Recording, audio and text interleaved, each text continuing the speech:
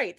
Thank you to everyone who has joined today. We have two guests with us today. We have Thomas Christoffersen and Janice Christensen. You guys have long C last names. So I'm going to let both of you guys introduce yourselves to this group. This is a group of people that just likes to get together every Monday and loves to learn about strengths and the combinations of strengths and how they come together, and then how that sort of works for people that have these combinations of strengths. So we're just educating them on you today. They're really good at asking some great questions. So Thomas, if you could just share with the group who you are, what you did in school, where you got to, where you are today, just sort of your path to today. And then also feel free to share what you're trying to do with your future as well. Yeah. Okay. Thomas Christoffersen. A little bit of my past. So grew up here in Omaha, Nebraska. For school, I went to Scott. I don't know if anybody's familiar with the area. College, I was never a huge school person. So I ended up picking something where I could more physically do it. So I did aviation, actually. I flew all through college.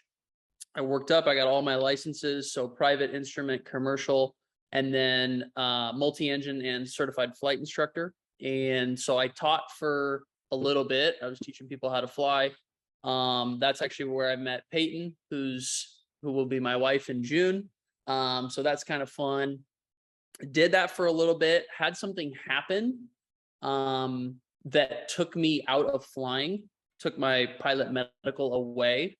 And I had been reading a ton, obviously per my strengths, which I found out later, a ton of stuff on the side while I was studying all of this. And one of the things that really stuck out to me was real estate. So when I lost my medical and I couldn't fly, I couldn't teach, I had an opportunity, moved back home for a few months and took about 3 months to get my real estate license. And that has gone way better than I would have ever imagined. I met Brandy's brother, Trevor, and started with his team. It was September of 17 when that happened. And so I've been doing agent work and real estate for a little over almost 5.5 years now. I've really enjoyed the agent work, done well at that. And then started investing about 4 years ago. At this point, we've got about 2 million in real estate holdings, and we flip. I think, we've got 3 of them going on right now. We've done another 6 or so in the past little over a year. So yeah, just kind of rolling through that, looking at continuing to grab properties and get enough rental income and passive income that I don't have to work if I don't want to, or I can go learn, do stuff like that. So let me go back to this group here. Let me find you guys. I'm sorry, I have the wrong group up all of a sudden. Janice, there we are. So one of the questions I know people are going to have when they look at your profile, we see this intellection input learning, which is highly academic. So the first question is, why not school? Why not education or college in the traditional sense? Yeah, I think I've done a lot of thinking about that. I think the biggest thing for me was anything that I had a passion for, or I did care for at the time in school or whatever, I did well at. If I was like, oh, I don't understand why this applies, and maybe that's the futuristic thing or whatever, it was kind of, I wouldn't do bad necessarily, but it was never like I could really fully get into it, and it was harder for me to learn it. So, but when I was like, all the books and everything I was reading on the side, all the aviation stuff, I mean, I got straight A's in the aviation stuff. But the other stuff that I was like, why do I need to know this? It just didn't click for me for some reason.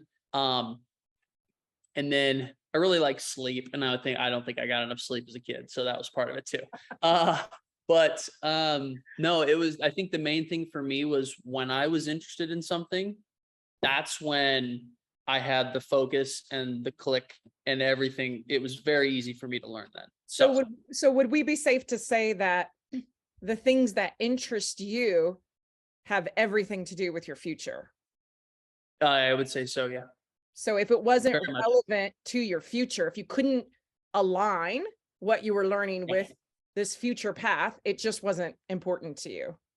Yeah, or if at the time I couldn't see it for some reason, like Yeah. it didn't make sense as to where this was gonna fit heavily.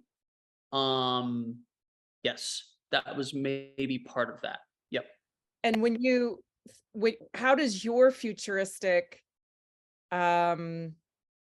you know, in what's the right word? What does it look like to you? Like when you sit around and you think about your future, and you know, and I'd love to Yeah. hear a little bit about the transition of like from where you were to where you are today, because today is almost obvious to me, right? I mean, real estate future is very, very obvious, but like your aviation choice is interesting. Um, but I'm thinking, Yeah. okay, so did you like paint this picture of flying for the rest of your life? You know, and now you're painting this picture of, oh, now I'm going to do all this real estate investing or whatever. I'd love to hear more about that. Yeah, no. I think the biggest reason I chose aviation was it because I didn't want to sit in books all the time, at least at that time.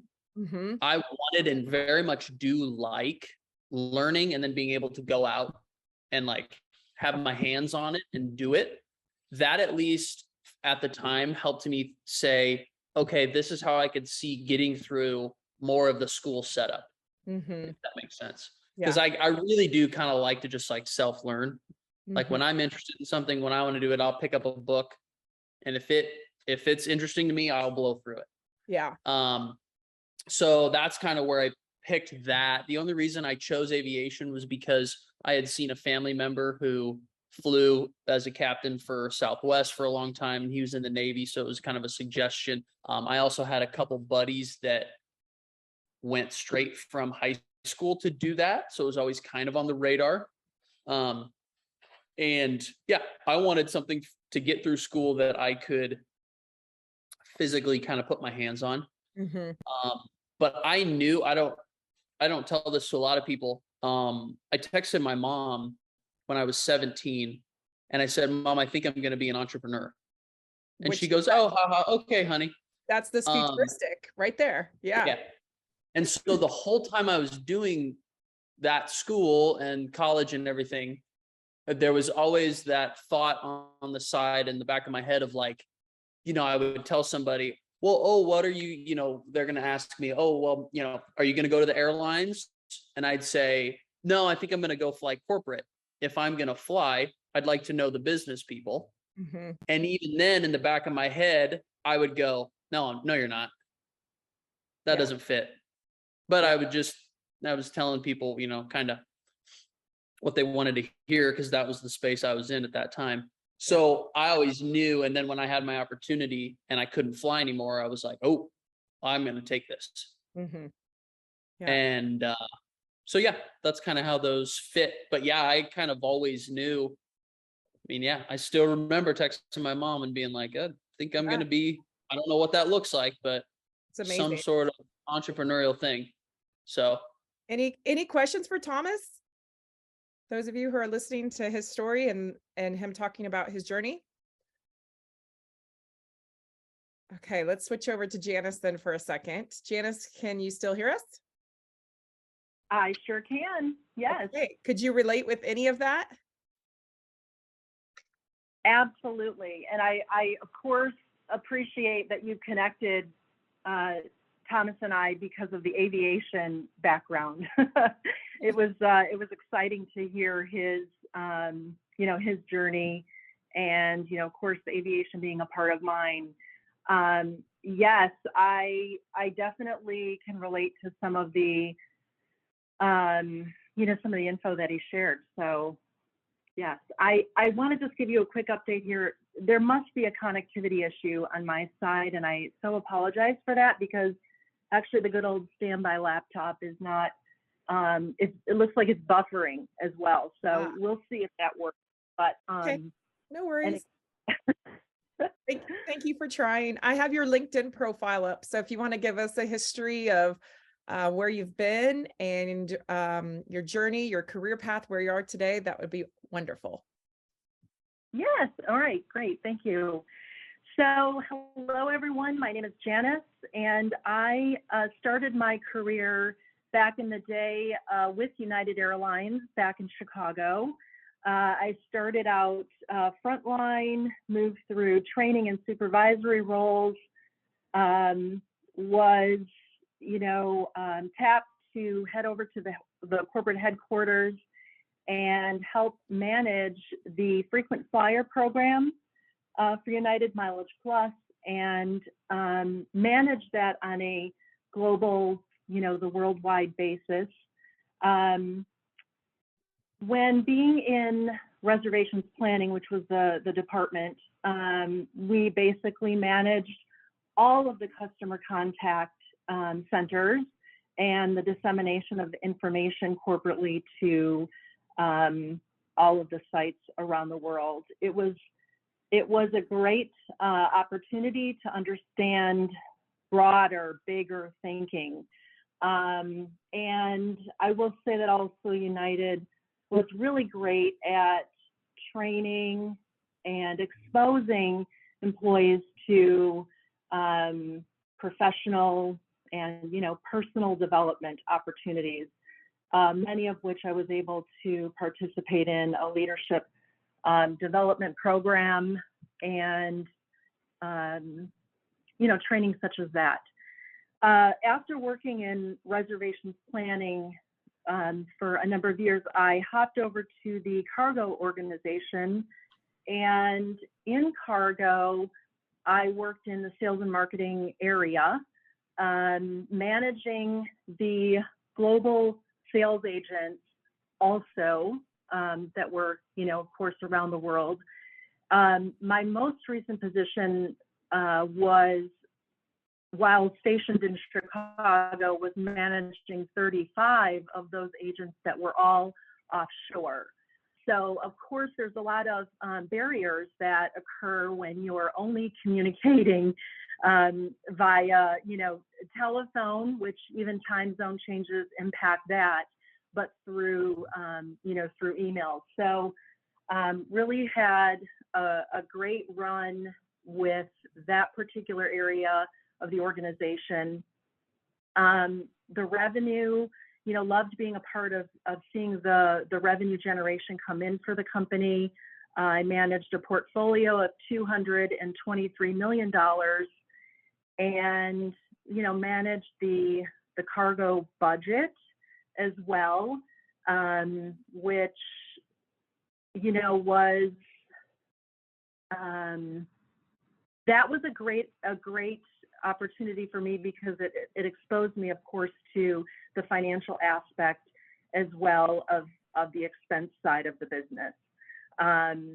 So 2008, I was impacted by the economy downturn, had almost 20 years with United at the time, and I felt like family. So it was a very difficult transition out of the company, and sort of waiting to see what would happen next. I actually as well had a parent that was experiencing difficulties at the time, scaled back my responsibility and took a position in education to support being close in proximity and to my family, and I finished my undergrad during that time. So I had not, I wasn't like the typical either, where I went from high school into college. I actually started with United, mostly out of high school.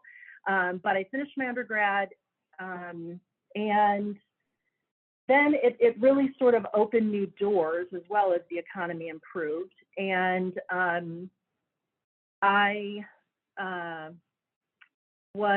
had met an individual who was looking to add to her team. And a year later, I was able to, better utilize my skill set in the hospital management setting. I took an opportunity with Cancer Treatment Centers of America. It was at Midwestern Regional Medical Center, which is between Milwaukee and Chicago. And in my role at the hospital, my department was the placeholder for all ideas, all big ideas that physician leaders had over each, disease-specific area. So as new ideas or new ways of managing patients, pathways, treatment plans would come about, I helped organize and prioritize those and really measured it against what the strategic plan was for the hospital.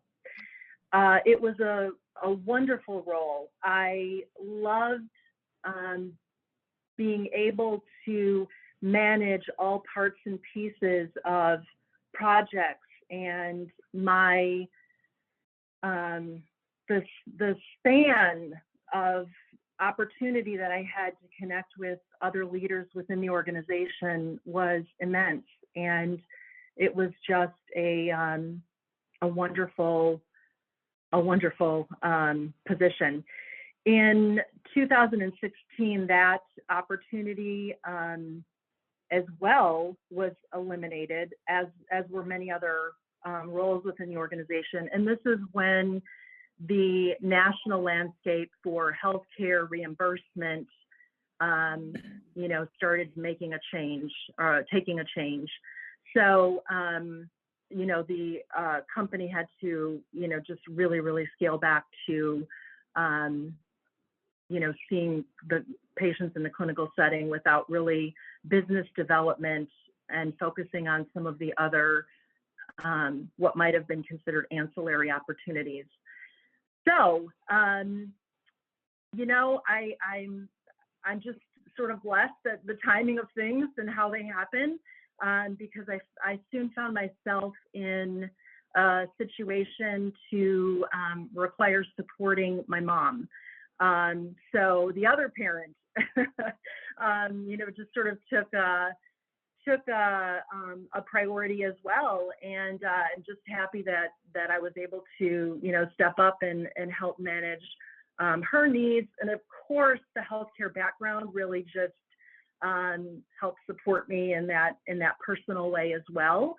So took her on, and while doing so, I really felt, in terms of staying relevant, that pursuing my MBA would be just a wonderful thing to do. And I enjoyed that opportunity, to kind of disconnect from the family and really sort of work on things that were helping me grow. So completed my MBA, and I have landed now in the Dallas area, and been here a short time, 18 months, and have been trying to navigate sort of what's next for me. There are a lot of chapters that have ended and closed, and my book continues, and I'm just super excited about trying to realize where that will actually take me. Thank you, Janice. Is there any questions for Janice? So if we look at both of these people, Janice and Thomas, in their top 5, they share input, futuristic, intellection. And I think you guys could hear how they both paint the picture, even in communication. We could all probably sort of see what they were describing as they communicated. And if you were listening closely, you could hear the optimism in both of their stories, which is a trait of that futuristic for both of them. And you could also hear how education, either traditional or non-traditional, has been an important part of their trajectory. And then when we look at the top 10, we can also see that the two of these people have responsibility and connectedness in their top 10 that is also similar. And I want to show you their individual zones, because I think this is interesting for them. So you can see that they both operate in that directive zone, setting, painting the picture in order to help people understand the direction we are going. Where Thomas also has that communication aspect in his directiveness. So he's able to, very clearly communicate that vision or that future to get people on board. They both have a strength in zone number 2, which is what we could think of as the moderative zone, the collaborative zone.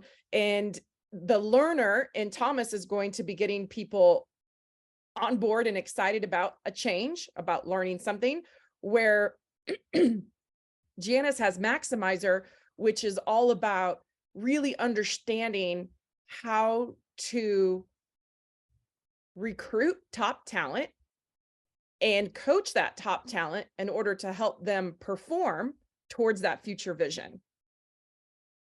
They're both extremely strong in the 4th zone, which is an innovative zone where you're going out there and you're getting tons of resources, tons of perspective to bring all that information and perspective back to provide subject matter expertise, to innovate on top of something that's already, been created, but make it better or more realistic.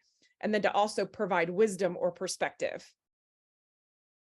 And then Janice also has that connectedness strength at number 5, and Thomas has it somewhere in his top 10 as well, which is being able to connect with all walks of life, no matter what social status they are, gender, religion, where they're from in the world, and really understanding how individual actions impact the whole, the bigger picture, as well as how it's impacting other humans. There's a real respect for humanity when someone has connectedness in their top 10. So let me go back here really quick. Let's put you guys side by side so we can look at it this way. Okay, so both of them have, 3 to 4 greens, a little bit of orange, which is the influence, and then some blue sitting down here. It's not until about number 9 that we get some hardcore execution going on down here.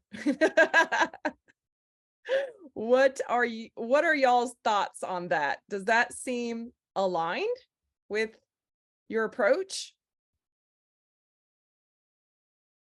Thomas, you want to go first? Yeah. I think for me, I don't know, there's a balance of, because, like you had mentioned, I do actually like to just kind of, we use the phrase, throw mud at the wall and then learn, and then come back and pass that along and help, other people with that. So it's definitely, it's definitely not the easiest thing. And but I can just kind of shut it off and go, I think we'll figure this out along the way. And it's worked out for me so far. Hopefully that continues, but you're we'll see. highly strategic. We see that in here. So now it's not only the futuristic, painting the picture, but it's the navigation of how to get there. From my experience with you, I've watched you or observed you finding the path to least resistance. So, for example, how do I make the most money by doing the least amount of work? Yeah, I would say I'm very good. Very good. I will say this, to other people's irritation until I think they understand a bit more. That's for sure. So. But I think that this is really important, because if we were to see a profile like yours in the future, we go, oh, this is someone who can help us generate revenue doing the least amount of work to get there, because that's your Yep. natural line of sight. Yep. Yes. Janice, Hence the reason I picked real estate too. That was a huge part of that.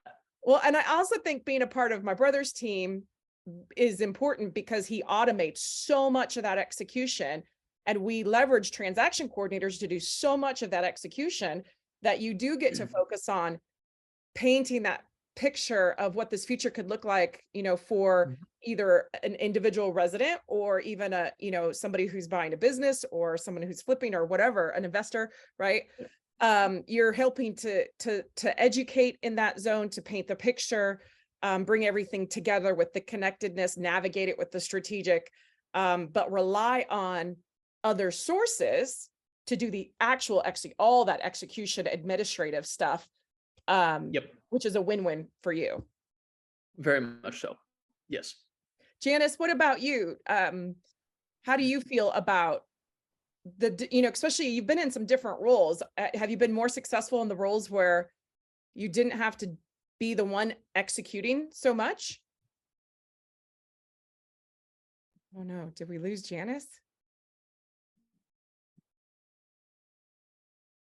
Well, I can tell you that was a rhetorical question. That she has been. Can you hear me okay now? Yes. Okay. I guess it just seems like I'm going to have to do the audio through my phone. Is that okay? Of course. Of course. Yeah. Okay. Okay, good deal. But you can see me now. Can we? I can only see a green phone. Let's see. Oh, there, I can see you on this one. Awesome. Welcome. Okay, thank you. So you were asking about I wanted to understand if you've been more successful in roles that required a lot of execution or roles where you got to do more of the vision setting and coaching. Vision setting and coaching for sure. Yeah, I love thinking about the future, envisioning the future, rallying up the teams and the troops to coordinate how. Oh, sorry guys, that was me. I'm just trying to get rid of the echo. Sorry, can you unmute yourself? I'm so sorry. Sorry. You'll have to click the mute button now, Janice. There's a bit of an echo. Did you guys hear that? Yep. Yeah, so I thought if I muted one, it would just mute one, not the other, and I could test it, but now it's not letting me do. And now she's like, which one do I unmute? I have 3 things up. Hear me now, okay? Yes, and there's no echo. So hey, that's a win. Okay, then what the solution for this is for me to lean in a little closer to this computer. That is hilarious. Okay. Okay, you can hear me now, good? Yes, and we can see you. Fantastic. We are winning. All right. Yeah, so like I shared, yeah, the envisioning and then getting everybody around it, just to try to heighten the awareness and the excitement about what's to come, and then seeing it lining up the plan for how to get us to the goal, and tracking, kind of keeping things on track, being prepared for things that might go off the rails, and helping, again, get people back on task and focus. Yeah, so I can hear a little bit more when you talk an element of people and working with others to get some particular initiative achieved. And I think it's coming through because of your maximizer, which loves to coach people to excellence, your connectedness and your individualization, and the developer part of your personality. So both developer and maximizer are coaching aspects, and also individualization is very good at, just getting people into the right opportunities that help them be at their best, and then maximizer takes them to that next level within that. And then connectedness is just that genuine loves to connect with everybody. How does the ideation play into all of this? Because that's a little bit, that shows up a little bit different here between the two of you. Do you So, I mean, does it tie in for me in terms of having that wanting to generate ideas? Mm-hmm. And I guess, you know, kind of that entrepreneurial spirit, like Thomas mentioned, but in a different, I guess, in a different way. So, you know, maybe it's thinking up something or dreaming up something new, but it's also, I have this real passion for wanting to improve, you know, business process improvement. So, you know, when things aren't operationally moving Streamlined. along, you Yeah. know, I like to be sort of there to provide that feedback about, you know, oh, this, or what about this, you know, would that Sure. address it? Yeah. And do you feel like you're a creative person? I do, in terms of coming up with ideas and ways of managing business. I'm not creative in the sense of artistic or, you know, musically inclined. More analytical, Mm-hmm. but definitely in the business setting, just because it's, you know, it's where I've been. Yeah. And I've seen so much, you know, just have seen so much, even on a global scale. Yeah. So I'm going to ask a tough question to both of you. If you have to pick top 3 books that you would recommend people read because they were your favorite reads, what would they be? I'm just gonna go first. Okay. What I'm gonna say to you is that I have so many books, and I'm sure you're not surprised. I I love collecting books, not fiction, but nonfiction books, um, that provide more awareness about me, you know, just who I am as an individual, but then also about business management philosophy. I mean, one that comes to mind is Atomic Habits, Uh-huh. James Clear. Um,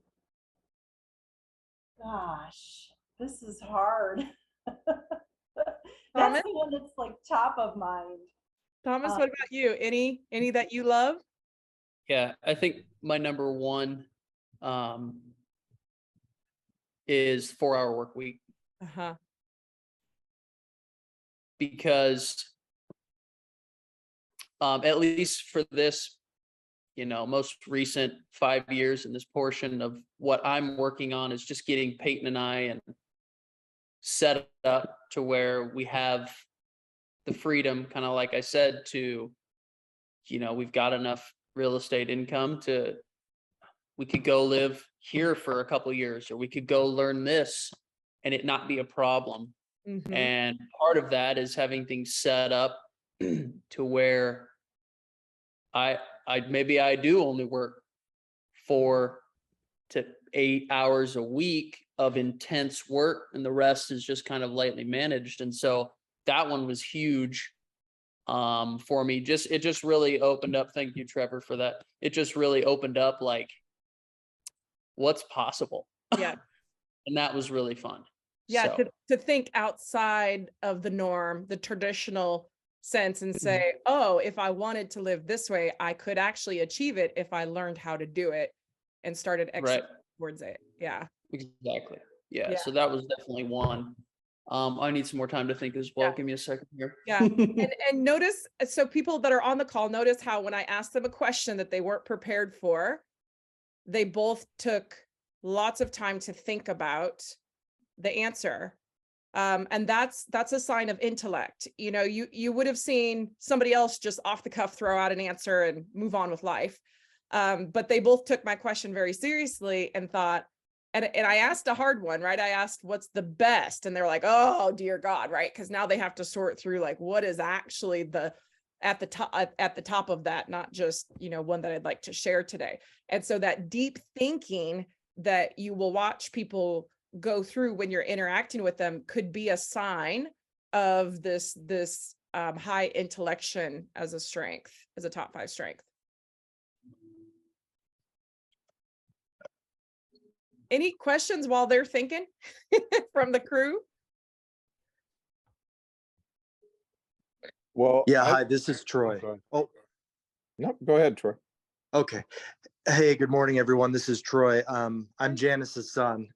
Oh, it's nice to meet Nice. you. Hi, it's nice to meet everyone. And I'm happy to be on the call today. I have a quick question for Thomas. I as well am in the aviation industry, and it was interesting listening about your career history. And I guess a question that came to mind is, you know, what do you feel was the greatest challenge from working in aviation and that being your profession and probably your passion to then transitioning to real estate? What was the greatest challenge that you encountered? Well, I will start with saying flying is fun. It's a blast. I hope to do it again someday. I don't know if I would call it a passion. It was a lot of fun. I will say that. But the hardest transition was the scariness of, damn, I just spent 4 years doing this and I have to start over. That can, you know, that it took me a little while to be like, oh crap. Like, you know, what am I going to do now? I've put all this time into here and I've, you know, this is not gone the way that I was picturing it at the time. And so I think, yeah, just the initial like, oh man, I feel like I have to start over was probably the biggest thing. And so yeah, I think that was probably the hardest thing for me, was feeling like I was starting over and having people around me go, are you sure you want to do that? Are you sure you want to? Because everybody knows, you know, being a real estate agent is difficult and real estate is tough and it's a kind of a sales kind of a thing. And so, you know, you've really got to, either you're going to make it or you're not going to make it. And so that was tough, feeling like I needed to start over, but also having people around me kind of question my decision. So just so you know, Thomas, there's many people on this call who had to start over from scratch after building lots of stuff up. Hell, And probably more than me. the thing that's interesting is you learned it at such a young age that you could start over, which will create a resilience for you for so many years, because now you don't have to be afraid of that anymore. If it were to happen again, let's say, it probably won't, given what you chose to do. But you never know, right? And so I think it's interesting that one, that there's so many people on the call that have had to do that and that can relate with you, and have probably been through that same fear that you had to experience, but then coming out on the other side of it, have this sort of confidence and resilience of nothing is very hard anymore, because we know we can make it. We know we can start over. We know we can build it again and build it better, potentially. And I've always held on to a really good quote, which is like, if you are starting over, you're not, because everything that you learned in whatever you were doing before comes with you. So yeah, and this is your new education as well. Exactly. Yep. Yeah, and I guess I would just tack on to that as being, you know, as I shared, someone who's gone through, you know, a number of transitions. I think the one thing gets you to the next thing. You know, that's how I view it. Even though you didn't know you were going to do that next thing, suddenly, you know, just the stars align. And it helps really validate that you are, doing what you're supposed to in this time, and, are going to make the best of it, make the difference that you need to. And that's for your own personal and professional fulfillment. And you guys can hear how they're both talking about how everything is connected over the span of time, and they believe there is purpose and that things are happening for reasons. That's coming from their connectedness strength. Jay, did you also have a question? I think you were trying to speak earlier.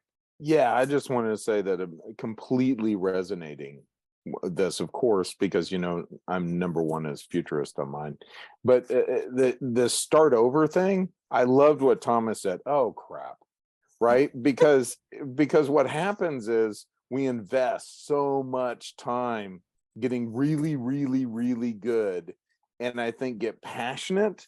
What it is, it may not be a passion, but we're always passionate about doing our best and making other people, creating value for other people. I think that's really at least important for me, that whatever I'm doing is seen as valuable.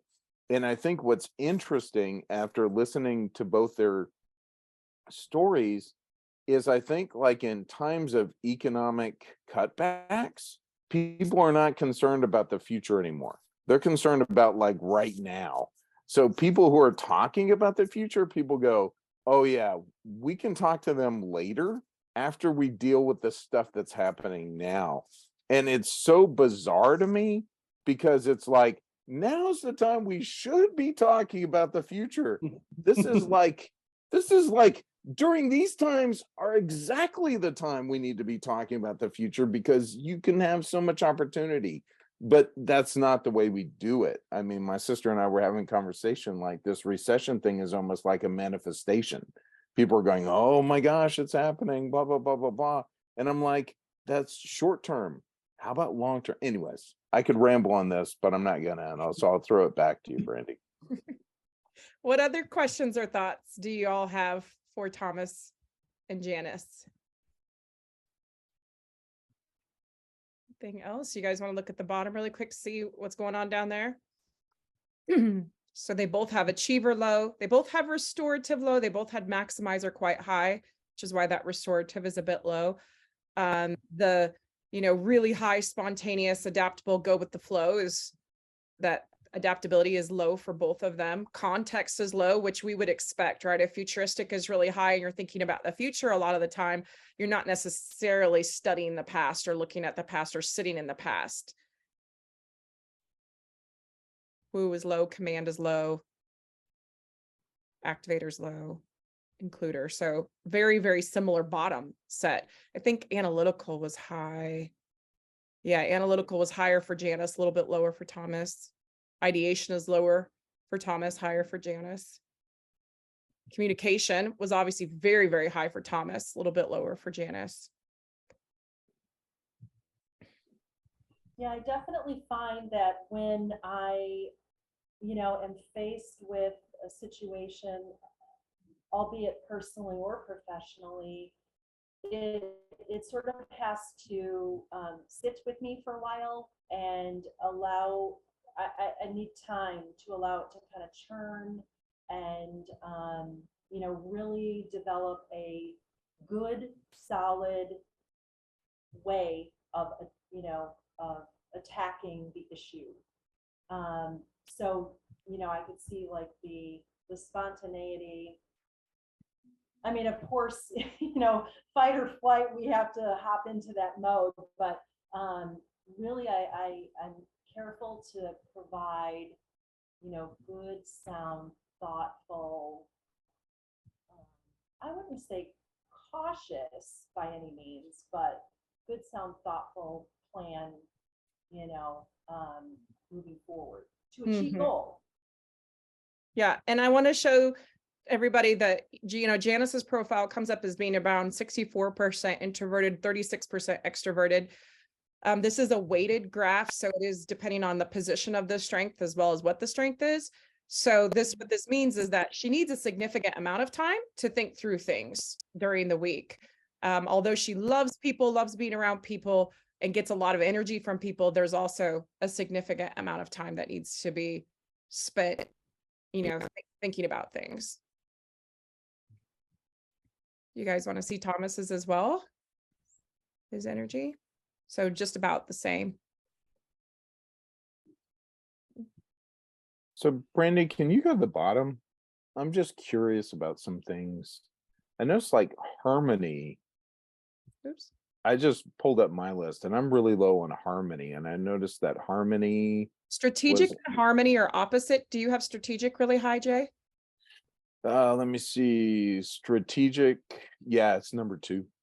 Yeah. So that's why your harmony is so low, because strategy just doesn't mind conflict. It's very happy to engage in conflict if necessary. It's not like it's striving for it, but it's perfectly fine with conflict, where harmony has a harder time enjoying conflict. Mm.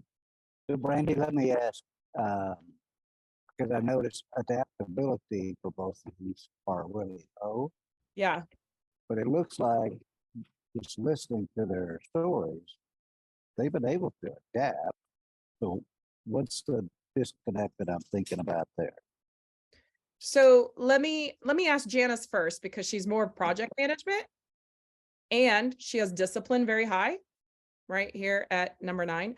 So when the plan doesn't go as according to the way it's supposed to, or the picture that you've painted is not coming true, is it easy for you to just switch over and adapt and just move forward, or do you have to work towards that? It's not easy.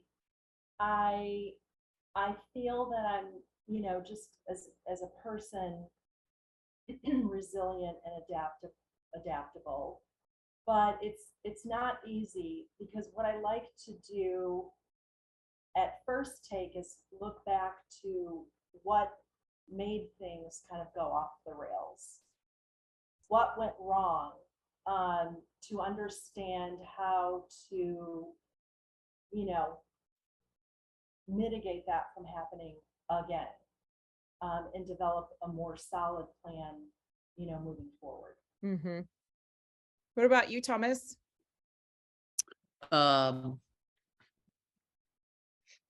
I wouldn't say it's easy either. I think with just kind of looking at my top 10, like I had, at least in my case, and I'm sure that this will happen a couple more times in my life. I don't know to what extent, but I already kind of had a plan in place, honestly. I had already pinpointed something. And so was it easy? No, but it was just kind of I was like, well, I'm either going to take this or I'm not. And I had already cultivated something in my head of, not that I was like expecting to not be able to fly anymore, but when the time hit, I had enough information and curiosity about real estate that it was kind of already a plan. And I was like, well, this must be the next thing. Mm-hmm. And it wasn't easy because of, kind of what I had said earlier, where people were like, are you sure you want to do that? And putting all that time in. But that was just the next step in my head. Yes. So because you guys paint a picture and you have a plan, and all your actions and energy are aiming towards that, which could cause some inflexibility, right? Because that's it for you. That's what you've envisioned. Then if all of that's shattered, you probably feel a bit lost. Where adaptability doesn't have a plan and hasn't built the picture and doesn't think that way at all. The adaptability strength just goes with the flow and just sees what happens next and takes whatever happens and reacts to that. It's a very reactive strength of, oh, this happened, I'll do this. Oh, this happened, I'll do this. And they don't plan, they don't think about the future. They live right in the present moment, unless they have something like futuristic adaptability, or strategic adaptability, if they have some sort of pairing. But generally, Brad, adaptability is just go with the flow. What happens? Oh, this, okay. Oh, now this, okay. Oh, you want to go to lunch here? Sure, no problem. Like they take pride in adjusting, adapting, and they do that within a split second because they don't have a plan. So, or do they have a plan A, B, and C? And if A Nope. doesn't work, they switch to B. No, that's strategic. That's having plan A, contingency plan B, adaptability do not have a plan at all. The best moment for them is being put on a plane and dropped off in some country. They have no idea where they are. And they just get to spontaneously find out and react to whatever is needed in the moment. They love that. They're the ones who want that as a flight option. It's crazy to me because I'm not wired that way at all, of course. I want to know what's coming. But they love that type of spontaneity. And they take a lot of pride in being extremely flexible. Interesting. Okay, Yeah. thanks. Yeah. Any other thoughts from anyone on the call? I love the fact that you guys said it's not easy because I've been through it and you're just like, I call it plan 1,554,755, right? Because even when we have a plan and we're in a discipline, we're always, seems to me, don't want to speak for all, but I'm always making plans. Like I'm adjusting my plan. And then when that big plan gets disrupted, I'm like, you've got to be kidding me. Do you know how many freaking plans I've made? And now that's all just gone. Okay, what's the new plan? You know, and so I think there's this period of just like, all right, what do I do now? I don't know. Do you guys relate to that when those transitions happen? Does that resonate with you guys at all? It does for me. I think, of course there's an emotional factor, but I find myself, in those times thinking, oh, this happened. Now what's next? I mean, I'm analyzing how things may have transpired to a short degree, but really looking like, how am I going to pivot to the next thing? And with no certain, I mean, ideally with a time frame, but I think it's also open-ended, just like I find myself in this situation, it's just, it is pivoting. And I think, yeah, I don't find myself needing to spend a lot of time on what happened. It's more like, now I'm here, what's next? Yeah. I think real estate's your next thing. Apparently Thomas has figured that out. What? I said, I think real estate is our next thing since you figured that out. Yeah. I think it can be great for everybody, but that's just my opinion. It's also not easy. I will say that. But yeah, to that, yeah, lately I've done a lot of trying to reel myself back a little bit because I can live very intensely in thinking about just the future and playing that out. And where Peyton and I lately have been like, okay, we know kind of what we want. We know what we're working towards. That's set in stone. Let's continue that. Because I just don't see anything earth-shattering happening to real estate in Omaha to where I would have to pivot so heavily. So it's like, okay, well, do we want to live somewhere new next? And for a while, I think I was too deep in that. So I've really been working on just like that. Live in the present moment. And yeah, making plans, doing stuff, but doing it on a smaller scale for me. So I'm not so living out there that I can kind of, be a little bit more here, enjoy my time in Omaha, enjoy the family, even though I have a big family and it's crazy and stressful sometimes and all this kind of stuff. So that's kind of what I don't know. We've been working on that too. Peyton, my fiance, has very similar strengths actually to me, which I thought was interesting. So we're both very good at that stuff, but when you do it together all the time, it's like, it can be a lot. So we're kind of just working on having a plan, working our stuff, seeing what our future looks like, but just enjoying right now too. Awesome. Anything think else in you guys want to share? Mm-hmm.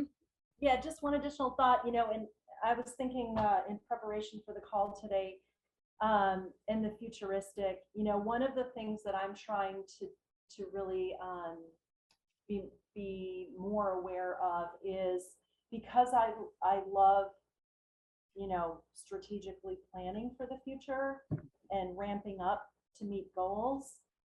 I also, you know, am trying to be more present when I'm actually doing the, you know, a plan or a meeting, just to stay within that, you know, that time frame and be okay. Because, you know, I would say for a long time, I would think about what's next, you know, even with programs and projects that I've managed, it's like, okay, we've checked this box, check this box, check this box. But, you know, there's a certain level. I like what Thomas said before about, you know, kind of scaling back, reeling it back in to, you know, in a certain meeting or, you know, what have you, of just really setting that aside and staying very, you know, present on what's happening in that moment. Well, I just want to thank both of you for taking the time today to do this with us. I think it was extremely educational. We really appreciate it. I know you both have lots going on, but it was very, very fun to meet with you and to do this.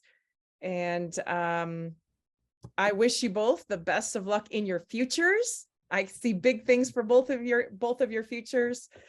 And anybody on the call, if you want to reach out to Thomas or Janice, you can reach out to him on LinkedIn. You can, you know, reach out to me or, you know, ask for their emails and we'll get you their email addresses. But they're both, I'm sure, very open and happy to talk to you if you'd like to talk to them. All right. Thank you so much, everybody. Enjoy the day. Enjoy the week. Thanks, guys. Another awesome session, Brandy. Thank you. Thank you for coming, Jay. Thanks, Brad. Yep. All right. Thanks. See y'all later. Yep, Bye. thank you, Thomas. Bye, Janice. Bye.